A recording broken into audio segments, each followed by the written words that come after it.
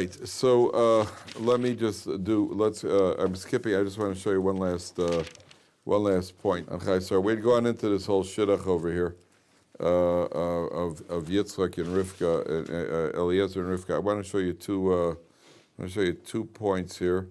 Eliezer negotiates with them, so he makes his pitch, and then it says in 3 lines from the bottom, on 116, Vayan Lavan u'Visuel, Chayei, page 116. Vayan Lavan u'Visuel, Vayomer me'Hashem yotza adover. It's obviously divinely orchestrated over here. Lo nuchal daber lecha tov. We can't say anything bad or good. Hine Rifka lifanecha. Here's Rifka. Kach v'lech. Take her and go.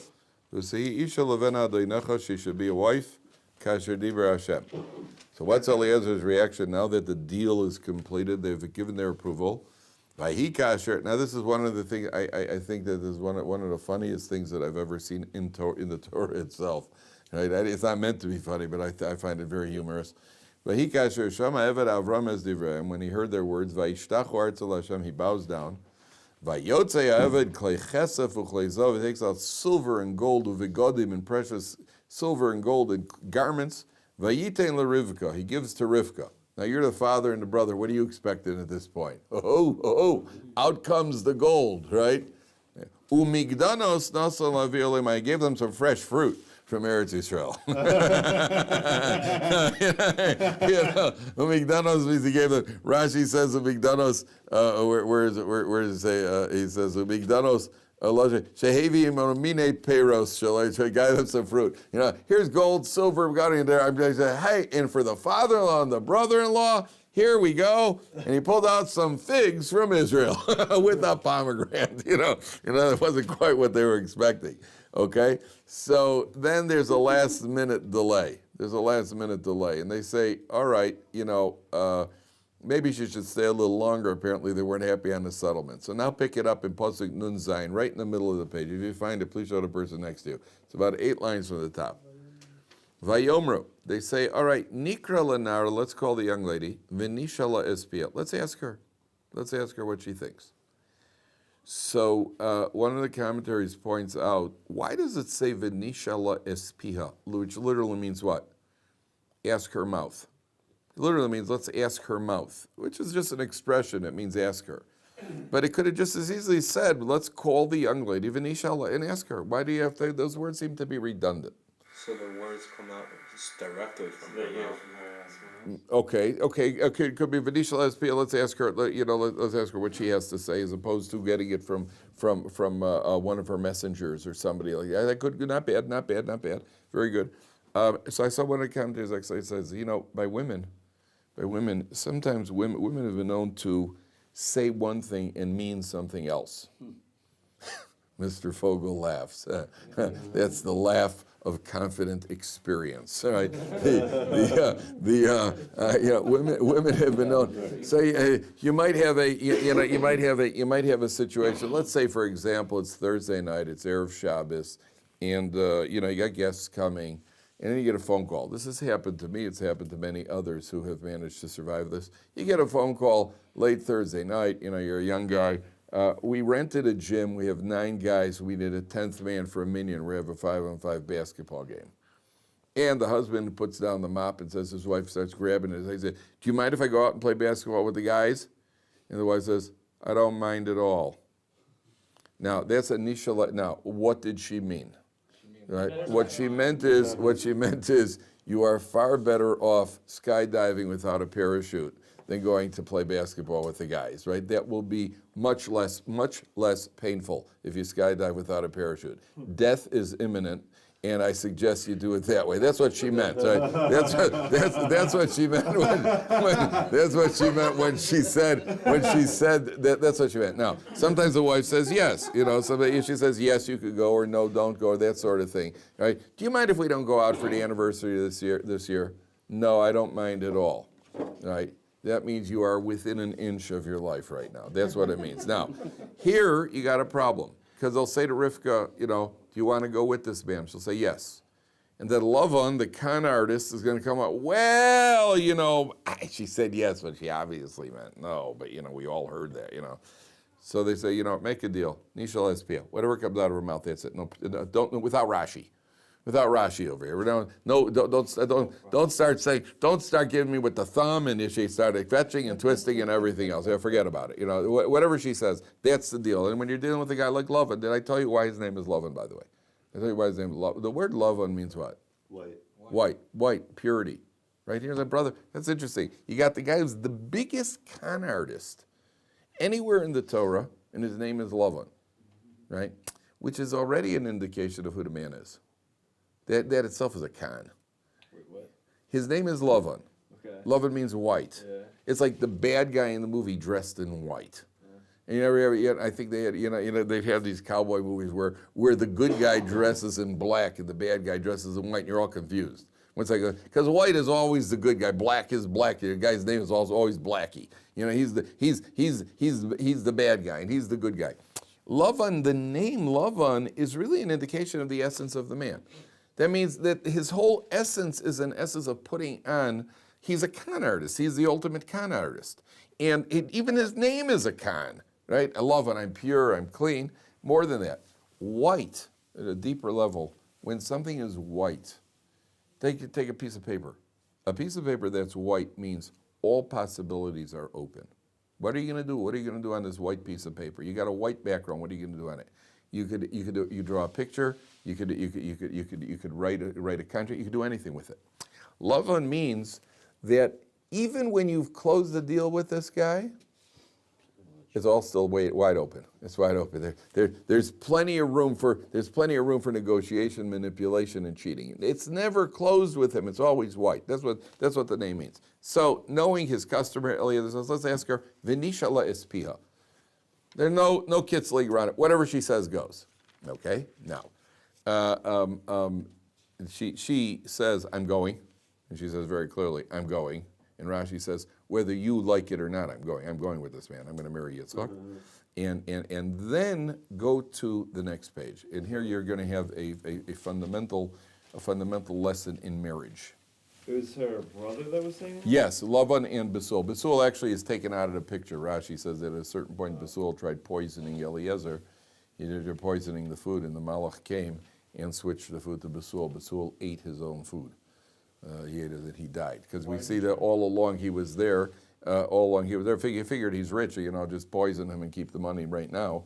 And so he was trying to interfere. And so he poisoned the food, the Medrash says, and the Malach came, switched around the plates. Besul ate his own food and he died. And that's why you find Lavan doing the negotiating at the end.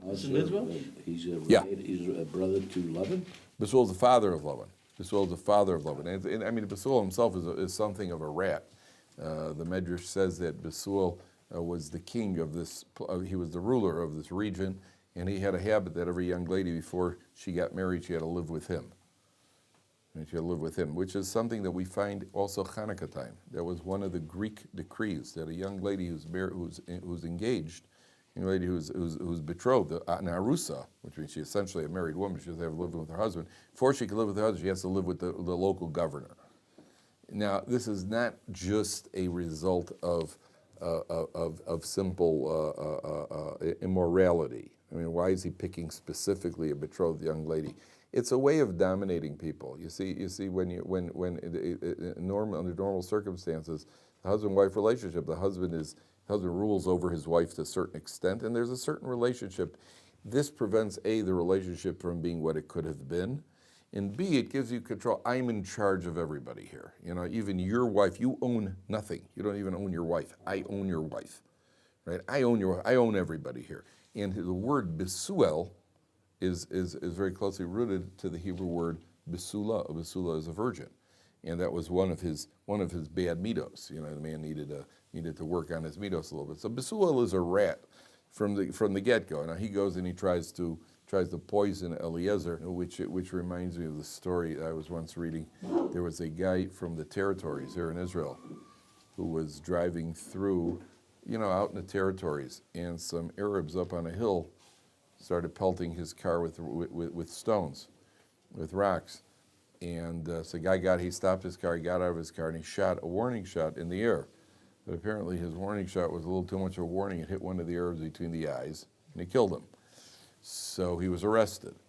Okay, that was an item I read in the newspaper. You can't go around shooting people. That was the law. I mean, you know, it's ridiculous. They're trying to kill you and still can't shoot them. So the guy got arrested because he shot. Okay. A week later, I was eating breakfast. I'm in the middle of drinking coffee. And I'm reading the news, the Frum newspaper. I'm looking and I see an item in the corner. It says that this guy has been released by the police. It was very strange. Within a week, a guy's released. It was a pretty severe thing. So I look at the item, and what had happened was they found that it wasn't his bullet that killed this Arab.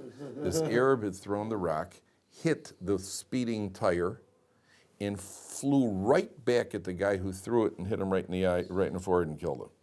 Right, the best shot since David killed Goliath. You know, right there, the best shot with a rock in the forehead of a Palestinian. You believe such a thing? You couldn't have done it if you wanted to.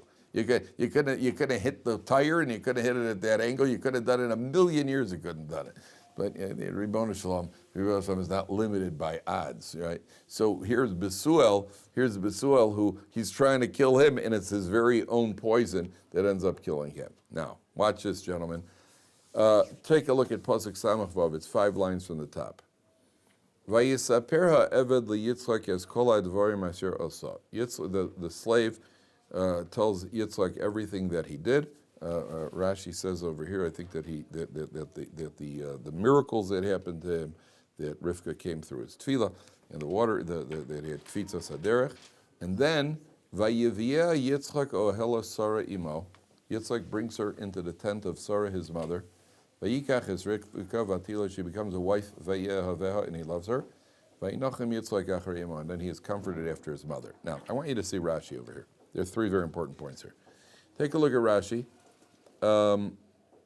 It's the right column, 7 lines from the top. Right column, 7 lines from the top. So Rashi says, Ha'ohela Sarah imoi, brings her into the tent of Sarah, his mother. Now pay attention very carefully to this Rashi. If you found it, please show the person next to you. He says like this, Vayavia ohela v'arehi Sarah imoi, brings her into the tent, and behold, she is his mother Sarah. What does that mean? Klomar. V'nases dugmas Sarah imo. She becomes similar to Sarah. Shekol zman shesarah kayemes, as long as Sarah was alive. Haya ner doluk me'erev Shabbos to Erev Shabbos, the candle burnt miraculously from Erev Shabbos to Erev Shabbos. Ubracha metzuya be'isa, the dough was blessed. I guess it was bros, or it provided abundance in a blessed way. The onan kosher alo, there's a cloud over the tent, a cloud of glory. Umisha mesa pasku. When Sarah Imeinu died, these things terminated. Ukshebas Rivka chazru, when Rivka came back, when Rivka came in, they returned. A facsimile of Sarah Imeinu. Sarah was there, and there was all sorts of blessing, miracles of blessing. She died, it left. Rivka comes in, and it returns. Okay? Now, you'll notice, first of all, that being the case, now we understand the next pasuk. Take a look at the very next pasuk. Vayivia Yitzchak, back in the text. Vayivia Yitzchak ohela Sarah imo. Yitzchak brings her into the tent of Sarah, his mother.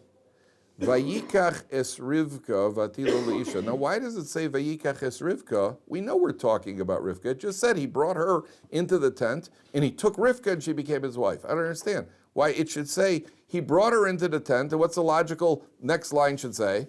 And she became his wife. Why does he have to tell her name? We know that's what we're talking about all along, right? What do you think the Torah is telling you over here? It's not actually Sarah. That's right. That's right. She's like Sarah, but don't make the mistake. Your wife is not your mother. Your wife is not your mother. She's an individual. That means many, and this is one of the biggest mistakes. You'll only mistake this mistake once, gentlemen. You'll make it, but you'll only make it once. Where you tell your wife, where your wife does something, you say, but the way my mother does it, or the way my mother makes it, or my mother never put raisins in, or my mother always put raisins in. You're going to make that mistake, and you're going to make it once, right? Because the wife is not your mother. You say, well, I'm not your mother, right? And she's gonna do it her way, and everybody else say, yeah, she's just like Sarah, but the Torah says, hey, but she's not Sarah. She's an individual. She's Rifka. Number one. Number two. You'll notice the order. Look at the order. And there goes, Hollywood would never go for this. Hollywood would never go for this. There go all the novels and all of Hollywood and all. The entire Western concept of romance is out the window. Yitzchak takes her as a wife, and then he loves her. Doesn't say he loved her and then he took her as a wife. Takes her as a wife and then he loves her. It's all right there, gentlemen. That's the whole story right there. It's the whole story right there. That means anything before marriage is absolutely artificial. Before marriage, you can't possibly love somebody because love is a result of investing in another person. Love is a result of giving to another person. There is self-love, and that is what the society around us calls love. That's a self-love. It's like the same guy who says, I love fish. Right? If you love fish, why are you biting it? Right? The answer is that you don't. I love steak. If you love steak, why are you stabbing it and ripping it apart with your teeth? The answer is you don't love steak, you love yourself. You love yourself. And one of the things you do to provide when you love yourself is you eat steak, because that's self-love. When you love a person, the reason you love a person is because of investing in that person. I'll prove it to you. I'll prove it to you. There are people who have a natural desire to have children. What do you want children for? What do you want children can do to you? What do you want children for? Children, I had a guy once here in the yeshiva. It was terrible. A guy says to me he doesn't want to ever have children. I said, why not? He said, they're dirty, they're riddled with bugs and disease. And I said, who needs it? I hope he got his act together. I haven't seen him in about 25 years. I mean, children are little buggers, could drive you crazy, right? So the answer is because people have a need to give. People who don't have children have a dog. My wife and son were in America. They said they were walking. They were in Phoenix. They saw an elderly couple pushing a baby carriage. And all of a sudden, a dog pops his head out of the baby carriage. There's a dog. But this is our dog. You need somebody to give to. So when you give, the love is a result of you seeing yourself in somebody else. You can't possibly love somebody before you marry them, because you may love yourself, and you look at this person and say, wow, if I marry her, everybody's going to be so impressed because she's so attractive, and she's so clever, and she's so witty. That means you love yourself. You don't love her. You love what she could do for you. That's not love. That's not love. That's self-love. To love her means you've given to her, you've invested to her, you've had the patience to listen to her.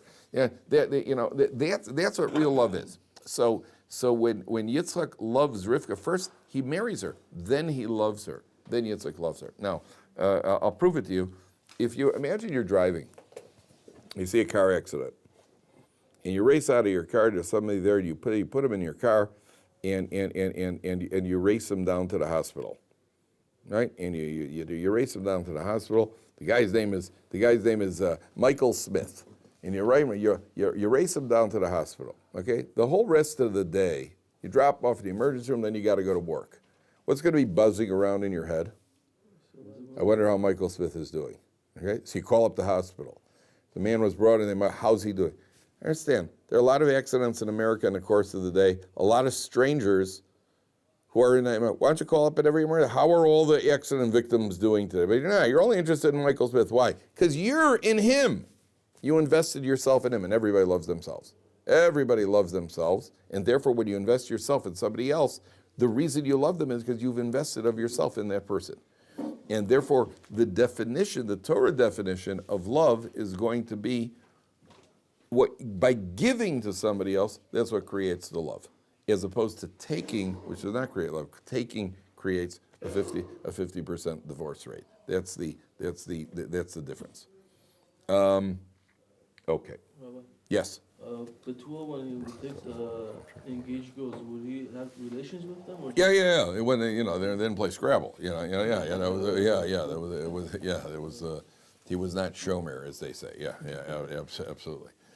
And that was a way of dominating. That's what the Greeks did to the Jewish people. What a strange decree of all people. To make a decree against all the women. Why is it specifically the betrothed women? Because you're showing there's none of you have any control over anything. I'm the one in control here. That was the idea. Okay.